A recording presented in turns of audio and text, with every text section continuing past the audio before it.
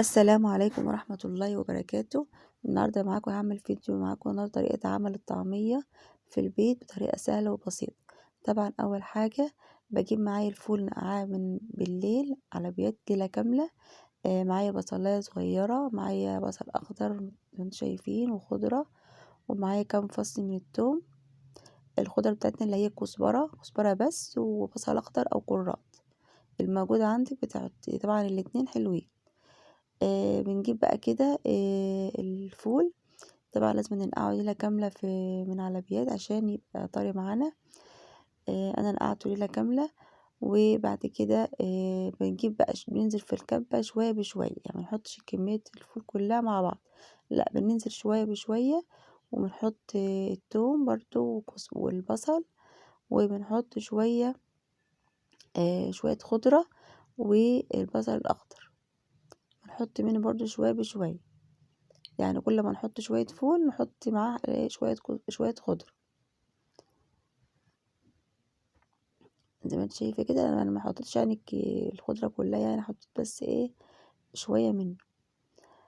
نضربه بقى في الكب بقى وننعمه بقى خالص كده معانا. طبعا في الاول كده تحسي اللي هي لسه، لو هي لسه خشنة كده معاكي بتزودي شوية مية صغيرين، يعني حوالي 3 معالق من المية، ما تكتريش. وهتلاقيها اتلفت معاكي واتفرمت معاكي.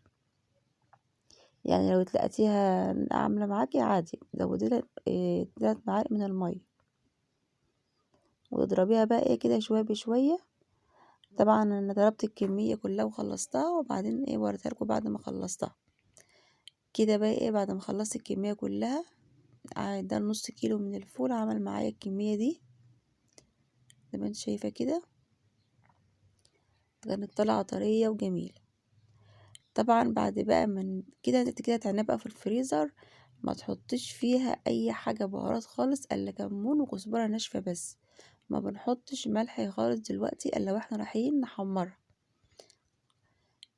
خلاص كده يبقى احنا ما نيجي نعينها في الفريزر يا جماعة، ما بنحطش ملح فيها خالص الا ساعة التحمير. هنحط بس كزبرة ناشفة وشوية كمون، ونقلبهم كده مع بعض كده. وبعد كده بنجهز بقى الكيس بتاعتنا هنعينها في الفريزر. بتعملي بقى الكمية اللي انتي عايزة تعينيها براحتك، تعملي حسب الأكلة بتاعتك يعني. انا عملتهم، عملوا معايا حوالي 3 اكياس، وعنت وسبت كده إيه يعني شوية كده، قلت احمرها معاكم برضه واوريكم زي ما انت شايفة كده. طبعا وانا اما الشوية بقى اللي انا سبتهم عشان احمرهم معاكم دول، حطيت بقى عليه شوية ملح. وبرضو زودت البهارات بتاعتي برضو بشوية كمون كمان وشوية كزبرة، لان طبعا مكنتش مكترة في الاول. وبعد كده وشوية كربونات. يبقى هنحط في لما نيجي بقى نحمرها، مش دلوقتي، لما نيجي نحمرها نحط شوية كربوناتو، ونزود البهارات بتاعتنا وشوية ملح. انما لو انت هتعملها في الفريزر ما بتحطيش خالص الا شوية كزبرة وشوية كمون بس. طبعا لو انت عايز تحطي فيها شوية شطة ممكن تحطي، بس يستحسن يعني تعمليها كده عشان ما تغيرش طعمها وكده، تحسي بطعمها كده ان انت بتاكلي طعمية كده بتاعت البيت بتاعتنا كده. طبعا بتبقى حاجة تانية غير المحلات، طبعا بتبقى ضامنة الزيت اللي انت عاملة فيه ونظافة الطعمية وكده، غير ما تجيبيها من بره ما انتش عارفة هما عاملينها بزيت طبعا بيعملوا بزيت كذا مرة وكده ومبيبقاش نضيف. انما انت ما تعمليها لأولادك في البيت بتبقى حاجة نضيفة، وعارفة انت بتأكلي لأولادك وكده. بنجيب بقى الطعمية كده ونفردها في الكيس كده، انت شايفة العجينة كده بنفردها في الكيس كده، بحيث ان انت لما تلفيها بقى كده ما تاخدش معاكي مكان في الفريزر، وتبقى مسوية بعضها كده زي ما انت شايفة كده.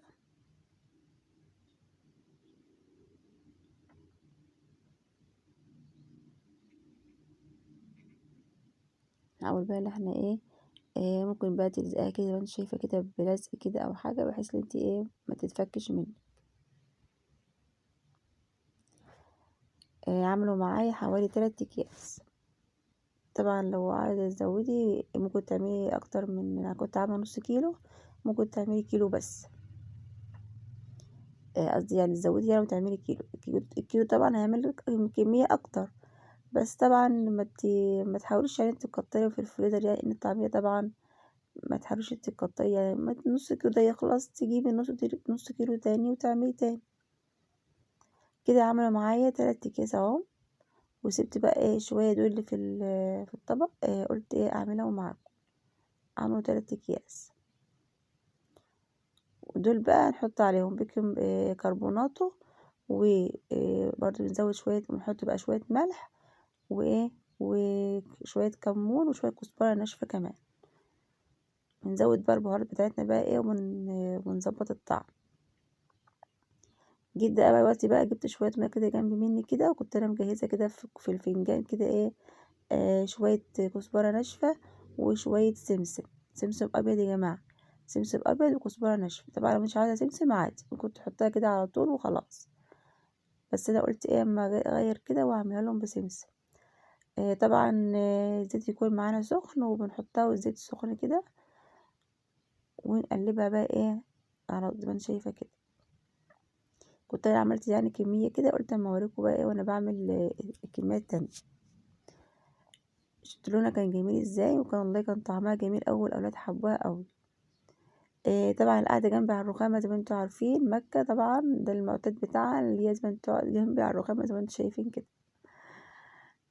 يعني يا جماعة ما تشوفوها معايا في اي فيديو كده تعرفوا اللي هي ايه مكة يعني. بنحط كده سمسم كده من ناحيتين كده بالكزبرة الناشفة من الجنبين كده، ونقوم حاطينها بقى في الزيت. خلاص، ده كده ايه شكل الطعمية كده معانا، ولونها جميل ازاي.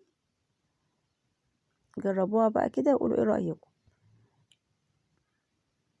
كده بقى ايه بعد ما خلصنا التحمير بقى خالص، وقلت بقى بعمل بقى سندوتش كده ببطاطس كده وطماطم والطعمية، ودي ال3 اكياس اهو.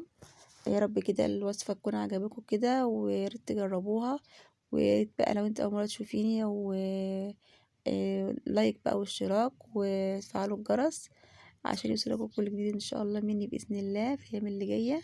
ورب الفيديو يكون خفيف كده عليكم وتستفادوا منه، ولو حد جربها كده يقول لي في التعليقات ايه رايه في الطعميه وكده. والسلام عليكم ورحمه الله وبركاته.